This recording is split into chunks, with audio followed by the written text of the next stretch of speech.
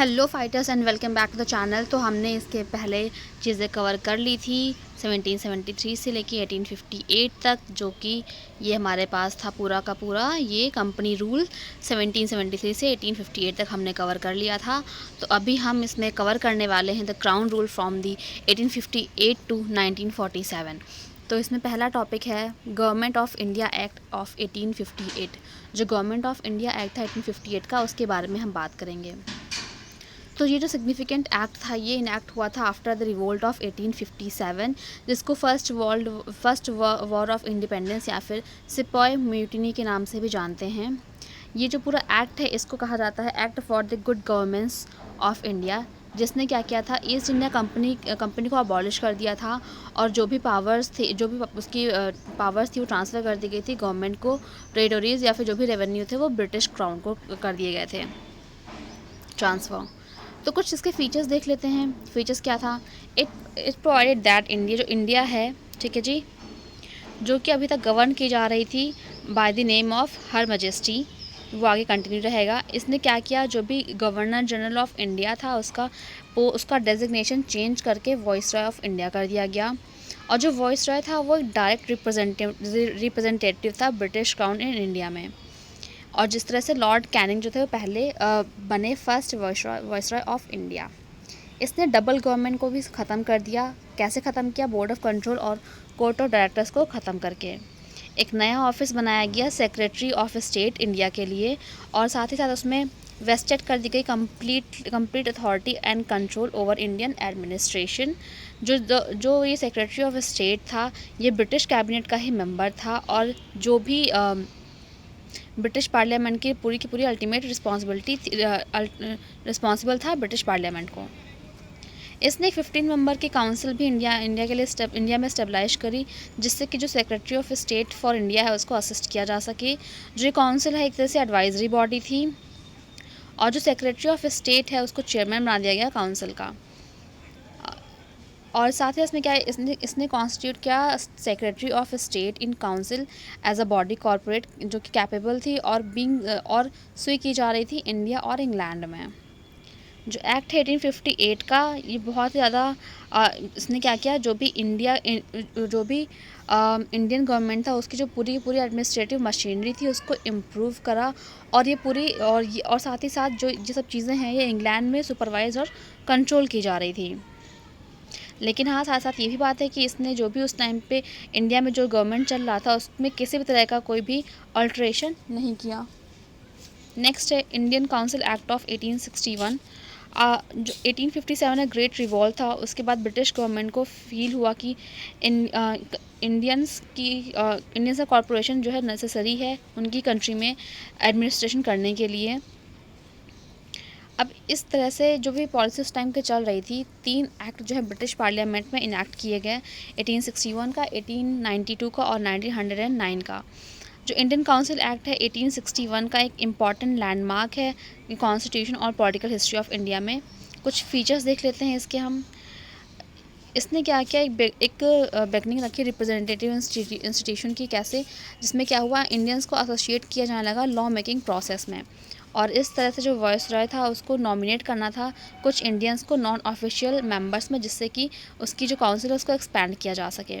अब 1862 में जो लॉर्ड कैनिंग थे, जो उस टाइम पे वॉइसरॉय थे, उन्होंने 3 इंडियंस को लेजिस्लेटिव काउंसिल में नॉमिनेट किया। ये थे कौन कौन से? राजा ऑफ बनारस, राजा ऑफ पटियाला और सर दिनकर राव। इसके साथ ही साथ एक प्रोसेस स्टार्ट कर दी गई डिसेंट्रलाइजेशन की, जिसमें हुआ क्या, जो भी लेजिस्लेटिव पावर थी बॉम्बे और मद्रास प्रेसिडेंसीज़ की, उनको रिस्टोर करना शुरू कर दिया गया। और इस तरह से जो भी रेगुलेटिंग एक्ट ऑफ 1773 में चीज़ें स्टार्ट हुई थी, सेंट्रलाइज्ड एजेंसी स्टार्ट हुई थी, उसको रिवर्स करना शुरू कर दिया गया, और जो कि अपने क्लाइमैक्स तक पहुँच गई थी कब तक? चार्टर एक्ट ऑफ 1833 के तहत। और जो पॉलिसी थी लेजिस्लेटिव रिवोल्यूशन की, इसका रिज़ल्ट क्या निकल के आया?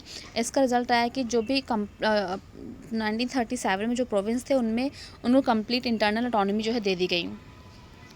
इसने एक नया लेजिस्लेटिव काउंसिल कहाँ के भी स्टेबलाइज किया? बंगाल, नॉर्थ वेस्टर्न प्रोविंशियल और पंजाब के लिए। कब स्टेबलाइज किया? 1862 में बंगाल के लिए, 1886 में नॉर्थ वेस्टर्न प्रोविंसेस के लिए और 1897 में पंजाब के लिए।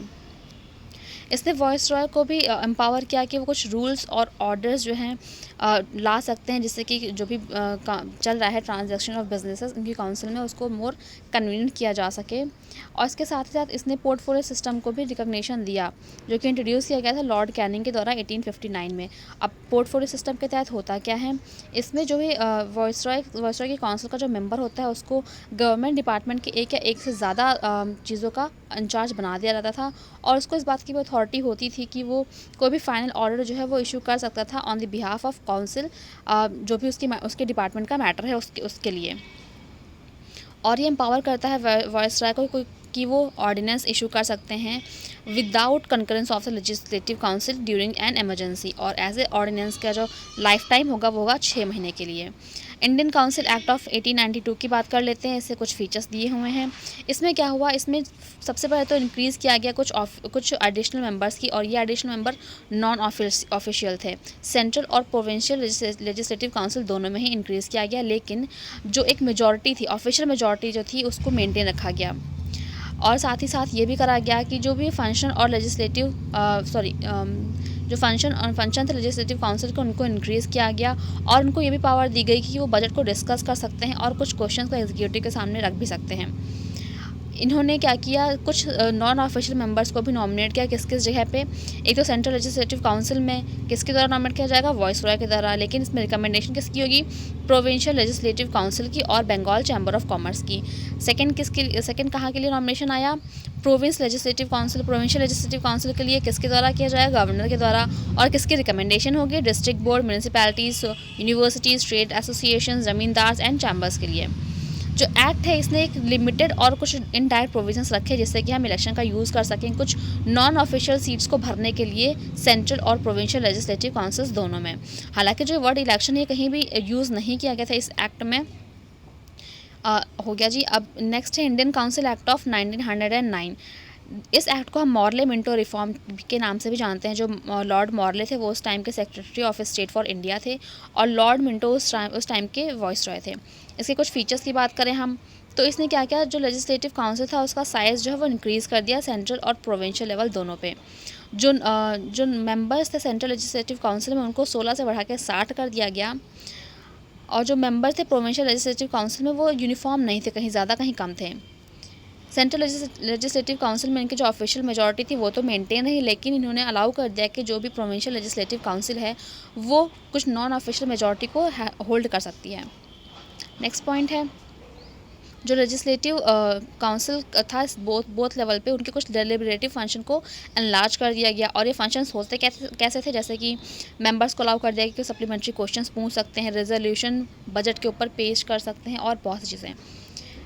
और इसने पहली बार ऐसा प्रोवाइड किया गया था कि एसोसिएशंस ऑफ इंडियन बनाया जाएगा, वो भी किसके साथ, एग्जीक्यूटिव काउंसिल ऑफ वॉइसरॉय और गवर्नर के साथ। इस तरह से सत्येंद्र प्रसाद सिन्हा जी जो थे वो पहले इंडियन थे जिन्होंने वॉइसरॉय की एग्जीक्यूटिव काउंसिल ज्वाइन की एज अ लॉ मेंबर, उनको अपॉइंट किया गया था। और इसके साथ साथ इसने एक कम्युनल रिप्रेजेंटेशन जो कि को भी इंट्रोड्यूस किया था मुस्लिम्स के लिए। इसमें होगा क्या, और ये कैसे एक्सेप्ट किया गया था, क्योंकि मुस्लिम्स ने भी एक्सेप्ट कर लिया था कॉन्सेप्ट ऑफ सेपरेट इलेक्टोरेट। इसके तहत करा ये गया था कि जो भी मुस्लिम मेंबर जो भी इलेक्ट किए जाएंगे वो केवल मुस्लिम वोटर्स के द्वारा ही इलेक्ट किए जाएंगे। अब इस तरह से इस एक्ट ने कम्युनलिज्म को लीगलाइज भी कर दिया, और लॉर्ड मिंटो जो थे उनको कहा जाने का फादर ऑफ कम्युनल इलेक्टोरेट। इसने क्या किया, separate representation of presidencies, corporate, chamber of commerce, universities and zamindars, इन सब के लिए सेपरेट रिप्रेजेंटेशन भी प्रोवाइड किया। अब आते हैं गवर्नमेंट ऑफ इंडिया एक्ट 1919 की बात करते हैं। अगस्त 1917 में ब्रिटिश गवर्नमेंट ने डिक्लेयर कर दिया, पहली बार ऐसा होगा कि जो भी इनका ऑब्जेक्टिव क्या है, इनका ऑब्जेक्टिव है कि ये इंडिया में एक रिस्पॉन्सिबल गवर्नमेंट को इंट्रोड्यूस करना चाहते हैं, और इसलिए फिर government of India act 1990 enact किया गया, जो कि 1921 में फोर्स में आया। इस एक्ट को हम मॉन्टेग्यू चेम्सफोर्ड रिफॉर्म्स के नाम से भी जानते हैं। जो मॉन्टेग्यू थे उस टाइम के secretary of state for India थे, और लॉर्ड चेम्सफोर्ड जो हैं वो वॉइसरॉय ऑफ इंडिया थे। इस एक्ट के फीचर्स की बात कर लेते हैं। तो जो सेंट्रल कंट्रोल था प्रोविंसेस पे, उसको कुछ हद तक रिलैक्स किया गया, और रिलैक्स कैसे हुआ, इन्होंने सेंट्रल और प्रोविंशियल सब्जेक्ट्स को ही अलग अलग कर दिया। सेंट्रल और प्रोविंशियल जो लेजिस्लेचर थे उनको अथॉरिटी थी कि वो लॉ बना सकते हैं अपने रिस्पेक्टिव लिस्ट ऑफ सब्जेक्ट्स में। हालांकि जो स्ट्रक्चर था गवर्नमेंट का वो अभी भी सेंट्रलाइज और यूनिटरी ही था। इसके बाद उन जो प्रोविंशियल सब्जेक्ट्स थे उनको भी 2 पार्ट में डिवाइड कर दिया, ट्रांसफ़र और रिजर्व्ड में। जो ट्रांसफ़र सब्जेक्ट्स थे उनको जो एडमिनिस्टर किया जाता था गवर्नमेंट के द्वारा, इसमें एड होती थी मिनिस्टर्स की, जो कि रिस्पॉन्सिबल होते थे लेजिस्लेटिव काउंसिल के लिए। वहीं अगर हम बात करें रिजर्व सब्जेक्ट्स की, तो इसमें क्या होता है, ये एडमिनिस्टर किए जाते थे गवर्नर के द्वारा और उसकी एग्जीक्यूटिव काउंसिल, जो कि रिस्पॉन्सिबल नहीं होती थी लेजिस्लेटिव काउंसिल के लिए। इस तरह से जो डुअल स्कीम ऑफ गवर्नेंस था, जिसको हम डायरकी के नाम से भी जानते हैं, वो आया सामने। और डायरकी एक ग्रीक वर्ड, इसका नाम होता है डाई आर्क, इसका मतलब होता है double government, sorry double rule. इस तरह से हालांकि जो एक्सपेरिमेंट था ये डायरकी का पूरी तरह से अनसक्सेसफुल रहा। इसने इंट्रोड्यूस किया पहली बार बाय कैमरलिज्म और डायरेक्ट इलेक्शन कंट्री में, और इस तरह से जो इंडियन लेजिस्लेटिव काउंसिल है उसको रिप्लेस कर दिया गया बाय कैमरल लेजिस्लेचर के द्वारा, जिसमें कि एक अपर हाउस, इसको काउंसिल ऑफ स्टेट, और एक लोअर हाउस, इसको लेजिस्लेटिव असेंबली के नाम से जानते हैं। जो मेजॉरिटी ऑफ मेंबर्स थे दोनों हाउसेस के, वो डायरेक्टली चूज किए गए थे, डायरेक्टली इलेक्ट होकर आए थे। इसके साथ साथ इनको ज़रूरत पड़ी कि जो 6 में से जो वाइसरॉय की एग्जीक्यूटिव काउंसिल है उसमें से 6 में से 3 मेंबर जो इंडियन होने चाहिए, लेकिन इनमें कमांडर इन चीफ नहीं ऐड किया जाएगा। जो प्रिंसिपल था कम्युनल रिप्रेजेंटेशन का, उसको और एक्सटेंड कर दिया गया। और कैसे एक्सटेंड किया गया, इसमें सेपरेट इलेक्टोरल प्रोवाइड किया गया, सिख्स के लिए, इंडियन क्रिश्चियन के लिए, एंग्लो इंडियंस के लिए और यूरोपियन के लिए। जो पहले फ्रेंचाइजीज़, जो इन्होंने क्या किया, फ्रेंचाइजीज़ को भी ग्रांट कर दिया कुछ लिमिटेड नंबर ऑफ पीपल्स के लिए, और इनका बेसिस था प्रॉपर्टी टैक्स एंड एजुकेशन।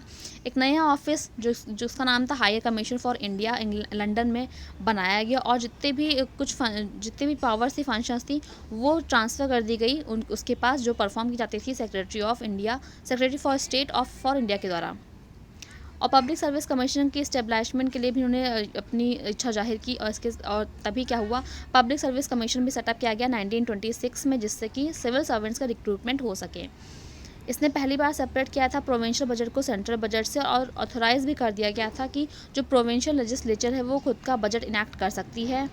इसने स्टैचुटरी कमीशन को अपॉइंट भी करा था, जिससे कि हो क्या कि वो जो स्टैचुटरी कमीशन है वो हर 10 सालों बाद चीज़ों को एनालिसिस करके रिपोर्ट सामने ला सके। अब नेक्स्ट है साइमन कमीशन के बारे में बात करते हैं। नवंबर 1926 में, मतलब 2 साल पहले ही, जो शेड्यूल ऊपर गिवन ना कि 10 साल बाद करेंगे ये, तो 2 साल पहले ही साइमन कमीशन आ गया। जो ब्रिटिश गवर्नमेंट है उसने एक 7 मेंबर की स्टैचुटरी कमीशन अपॉइंट करी, और ये किसके अंडर था, सर जॉन साइमन के। और एक करेगा क्या, ये रिपोर्ट करेगा कि इंडिया की कंडीशन क्या है न्यू कॉन्स्टिट्यूशन के अंदर। जो भी इसमें सारे मेंबर्स थे वो ब्रिटिश थे, और इसी की तरह जो बाकी इंडियन पार्टीज़ थी उन्होंने बॉयकॉट कर दिया इस कमीशन से। कमीशन ने अपनी रिपोर्ट फाइनली 1930 में सबमिट करी, और रिकमेंड करा कि इसमें अबॉलिशन ऑफ डायरकी होना चाहिए, एक्सटेंशन होना चाहिए रिस्पॉन्सिबल गवर्नमेंट का प्रोविंसेस में भी, फेडरेशन ऑफ ब्रिटिश इंडिया को और एंड प्रिंसली स्टेट्स को इस्टेब्लिश करना चाहिए, कम्युनल इलेक्टोरेट को कंटिन्यू करना चाहिए, और भी बहुत सारी रिकमेंडेशंस दी। इन सब के प्रपोजल्स को, कमीशन के इन सब के प्रपोजल को कंसिडर करते हुए ब्रिटिश गवर्नमेंट ने क्या किया, 3 राउंड टेबल कॉन्फ्रेंस रखी, जिसमें कि रिप्रेजेंटेटिव होंगे ब्रिटिश गवर्नमेंट के, ब्रिटिश इंडिया के और इंडियन प्रिंसली स्टेट। और इन सब के डिस्कशन के बाद ही एक white paper on constitutional reform prepare किया गया और सबमिट किया गया कंसिडरेशन के लिए, जो कि कंसिडर कौन करेगा, ब्रिटिश पार्लियामेंट की जॉइंट सेलेक्ट कमेटी। अब जो रिकमेंड थी इस कमेटी को, वो इनकॉर्पोरेट कर दी गई गवर्नमेंट ऑफ इंडिया एक्ट 1935 में, लेकिन कुछ चेंजेस पहले किए गए, उसके बाद इनकॉर्पोरेट करी गई। अब कम्युनल अवार्ड की बात कर लेते हैं। अगस्त 1932 में जो रामसे मैकडोनल्ड थे, वो उस टाइम के ब्रिटिश प्राइम मिनिस्टर थे, उन्होंने अनाउंस की एक स्कीम, जिसमें क्या होगा, क्या रिप्रेजेंटेशन होगा माइनॉरिटीज़ का, जिसको एट द एंड हमने कम्युनल अवार्ड के नाम से जाना। जो ये अवार्ड था, ये केवल separate electoral Muslim, Sikhs, Indian, Christian, Anglo Indians और यूरोपियंस के लिए ही नहीं था, बल्कि इसको एक्सटेंड कर दिया गया डिप्रेस्ड क्लासेस के लिए भी, जो गांधी जी से बहुत परेशान हुए। और जो पूरा एक्सटेंशन था ये प्रिंसिपल ऑफ कम्युनल रिप्रेजेंटेशन का डिप्रेस्ड क्लास के लिए भी, इसके विरोध में क्या किया उन्होंने, कहा कि मैं तब तक फास्ट रहूँ जब तक कि मैं डेथ ना हो जाए। और ये उस टाइम पे यारवाड़ा जेल में थे, जो कि पूना में है।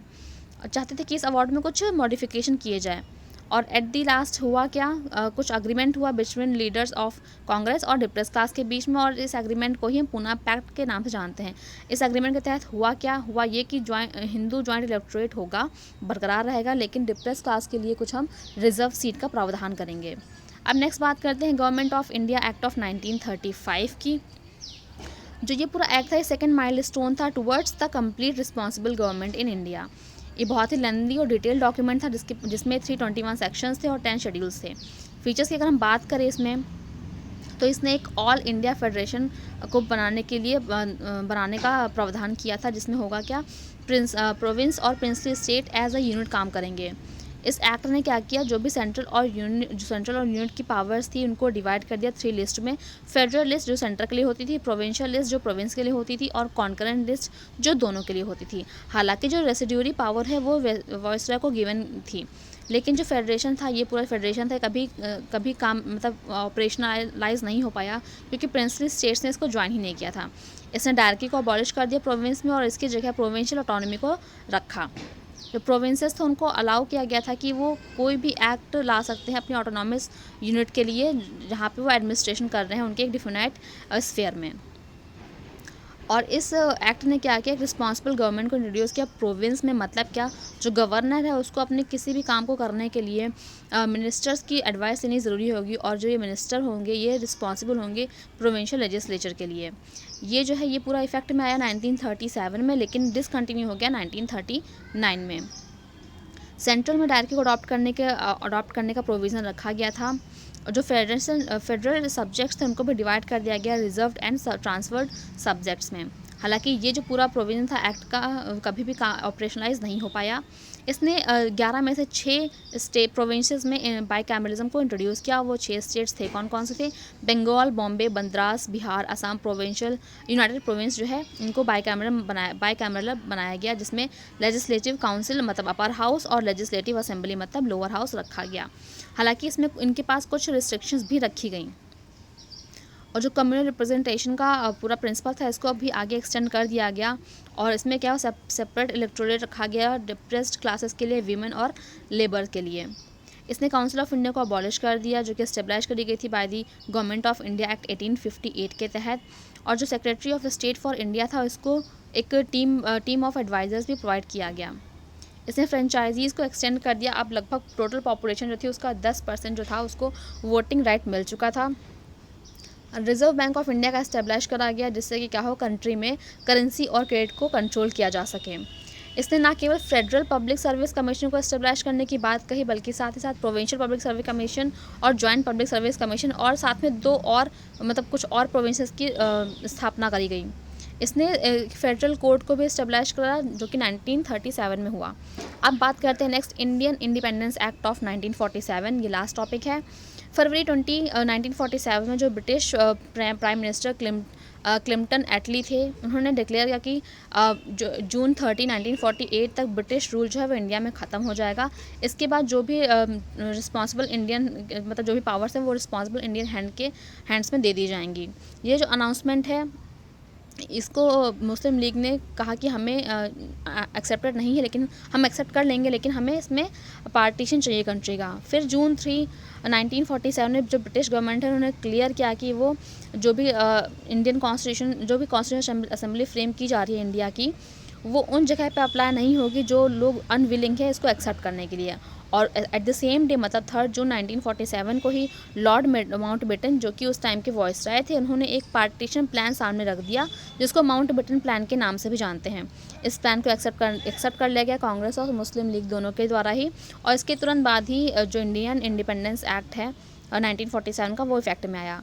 कुछ फीचर्स की बात कर लेते हैं। इसने ब्रिटिश रूल जो था इंडिया में उसको ख़त्म करा और डिक्लेयर किया कि इंडिया जो है वो एक तरह से इंडिपेंडेंट और सोवरेन स्टेट है फ्रॉम दी अगस्त 15, 1947 से। इसने पार्टीशन ऑफ इंडिया को प्रोवाइड करा और इस तरह से 2 इंडिपेंडेंट डोमिनियन मतलब इंडिया और पाकिस्तान जो है वो बने, और जो भी और क्या हुआ साथ में क्या हुआ, इनको सीडेड थे फ्रॉम दी ब्रिटिश कॉमनवेल्थ। इसने ऑफिस ऑफ वॉइसरॉय को ख़त्म कर दिया और प्रोवाइड किया कि जो भी डोमिनियन मतलब इंडिया और पाकिस्तान है उनके गवर्नर जनरल जो कि अपॉइंट किए गए थे ब्रिटिश किंग के द्वारा और किसके एडवाइस पे, डोमिनियन कैबिनेट के एडवाइस पे द्वारा डिपेंड किए गए थे, उसको भी ख़त्म कर दिया। और जो उसकी मजिस्ट्री से गवर्नमेंट थी ब्रिटेन में, उसको भी कहा गया उनकी कोई भी रिस्पॉन्सिबिलिटी नहीं होगी जो भी कोई नई चीज़ आ रही है गवर्नमेंट या फिर गवर्नमेंट ऑफ इंडिया और पाकिस्तान के लिए। इसने एम्पावर किया कॉन्स्टिट्यूशन असेंबली को कि वो दो जो नए डोमिनियन स्टेट्स निकल के आए हैं, कंट्री निकल के आई हैं, उनके लिए कॉन्स्टिट्यूशन को अडॉप्ट करें और फ्रेम करें अपने अपने रिस्पेक्टिव नेशंस के लिए। और अगर वो चाहें तो जो ब्रिटिश पार्लियामेंट के द्वारा चीज़ें बनाई गई थी उनको रिपील कर सकते हैं, चाहे तो इंडिपेंडेंस एक्ट को भी रिपील कर सकते हैं। और इसने एम्पावर किया जो भी कॉन्स्टिट्यूशन असेंबली होगी जो दोनों स्टेट्स की, कि वो अपने जो भी रिस्पेक्टिव टेरिटरीज़ के जो भी लेजिस्लेचर लेके आ रहे हैं वो तब तक रखेंगे जब तक कि कोई नया कॉन्स्टिट्यूशन ड्राफ्ट होकर इन्फोर्स ना कर दिया जाए तब तक। अब अगस्त 15 1947 के बाद से कोई भी ब्रिटिश पार्लियामेंट का एक्ट पास नहीं किया गया था। और नेक्स्ट क्या है, इसने जो office of secretary for India था उसको भी ख़त्म कर दिया और ट्रांसफ़र कर दिया उसके फंक्शन को secretary of state for Commonwealth affairs को। इसने इट ग्रांटेड फ्रीडम इसने क्या किया, जो भी इंडियन प्रिंसली स्टेट्स थे उनको इस बात की फ्रीडम थी, वो चाहे तो इंडिया या फिर चाहे तो पाकिस्तान को ज्वाइन कर सकते हैं और चाहे तो वो इंडिपेंडेंट भी रह सकते हैं। और इसके साथ ही साथ ये भी प्रोवाइड किया कि जो दोनों स्टेट्स के गवर्नर हैं और जो प्रोविंसेस हैं जो कि गवर्नमेंट ऑफ इंडिया 1935 के तहत आई थी, तब तक रहेंगी जब तक कि नया कोई कॉन्स्टिट्यूशन फ्रेम ना हो जाए। हालांकि जो डोमिनियन है उनको ये इस बात की अथॉरिटी थी कि वो चाहें तो उसमें कोई मॉडिफिकेशन ला सकते हैं उस एक्ट में। इसने ब्रिटिश मोनार्क को भी उनका जो राइट था किसी बिल पे वीटो करने का उसको ख़त्म कर दिया। और साथ ही साथ ये भी नहीं कहा कि किसी बिल का अगर हम किसी बिल को रिजर्व कर रहे हैं तो उसमें आपका अप्रूवल ज़रूरी है नहीं ज़रूरी है, इससे भी उनको डिप्राइव कर दिया गया। लेकिन जो गवर्नर जनरल था उसके पास फुल पावर था कि वो किसी बिल को असेंट दे सकता है in the name of his majesty. Governor general of India को और जो प्रोविंशियल गवर्नर थे जो कि उनको एक कॉन्स्टिट्यूशन हेड के जैसे बना दिया उस स्टेट का। और इनको कहा गया कि वो एक्ट करेंगे किसके एडवाइस पे, काउंसिल ऑफ मिनिस्टर के एडवाइस पे। और जो पूरा का जो पहले किंग ऑफ इंग्लैंड हुआ करते थे, रॉयल टाइटल था उनके पास, उनका ड्रॉप कर दिया गया, टाइटल आ गया एम्परर ऑफ इंडिया तक। जो भी सिविल सर्वेंट्स थे उनका अपॉइंटमेंट डिसकंटिन्यू कर दिया गया। और रिजर्वेशंस जो मिलती थी, रिजर्वेशंस जो दी जाती थी उनको पहले secretary of state for India के द्वारा, वो भी डिसकंटिन्यू कर दी गई। हालांकि जो सिविल सर्वेंट्स अगस्त 15 1947 से पहले अपॉइंट कर लिए गए थे वो उनका कंटिन्यूशन चल रहा था, उनको सारे बेनिफिट्स दिए जाएंगे जो मिलने थे उनको। अब हुआ क्या, 14-15 अगस्त 1947 की रात में जब ब्रिटिश रूल एकदम ख़त्म होने का कगार पे आ गया और पावर दे दी गई दोनों के दोनों डोमिनियन स्टेट्स पे, मतलब इंडिया और पाकिस्तान को दे दिया गया। इस तरह से जो लॉर्ड माउंटबेटन थे वो पहले इंडिपेंडेंट इंडिया के गवर्नर जनरल बने डोमिनियन ऑफ इंडिया में। और उन्होंने जवाहरलाल नेहरू को प्राइम मिनिस्टर के जैसे बना दिया इंडिपेंडेंट इंडिया के। ये चीज़ें हो गई। और ये भी जो कॉन्स्टिट्यूशन असेंबली था इंडिया का वो फॉर्म हुआ 1946 में और इस तरह से पार्लियामेंट में आ गया। अब इंटरिम गवर्नमेंट की बात कर लेते हैं, कुछ चीज़ें जो कि 1946 में था। जवाहरलाल नेहरू उस टाइम के वाइस प्रेसिडेंट ऑफ काउंसिल थे, external affairs and Commonwealth relation में थे। सरदार वल्लभ भाई पटेल होम इंफॉर्मेशन ब्रॉडकास्टिंग में थे। Doctor Rajendra Prasad food and agriculture में थे। इसके अलावा कुछ खास इसमें है नहीं। सी राजगोपालाचारी के बारे में बात कर लेते हैं, ये एजुकेशन और आर्ट से ताल्लुक़ रखते थे। ठीक है जी। और जो इंटरिम गवर्नमेंट के मेंबर्स थे वो सबके सब मेंबर थे वायसरॉय के एग्जीक्यूटिव काउंसिल की। अब फर्स्ट कैबिनेट जो थी फ्री इंडिया की हुई थी 1947 में, उसके बारे में बात कर लेते हैं। जो जवाहरलाल नेहरू थे वो प्राइम मिनिस्टर थे, external affairs and Commonwealth relation थे, साइंटिफिक रिसर्च के लिए भी थे। सरदार वल्लभ भाई Patel home information and broadcasting और स्टेट के। Doctor Rajendra Prasad food and agriculture. Maulana Abul Kalam Azad education के लिए थे। इसके बाद बी आर अम्बेडकर लॉ के लिए थे, सबको पता है। सब चीज़ें हो गई तो ये चैप्टर हो गया है ख़त्म। और इसके कुछ MCQs हैं उनको भी हम अभी नेक्स्ट वीडियो में डिस्कस करेंगे। तो अब तब तक के लिए बाय बाय। और आपका कोई भी सजेशन मुझे सच में एक्सेप्टेड है। अगर आप कोई सजेशन या फिर कुछ कहना चाहते हैं तो प्लीज़ मुझे कमेंट करके बताएं, मैं कैसे अपने लेक्चर्स को और इम्प्रूव कर सकती हूँ। Thank you.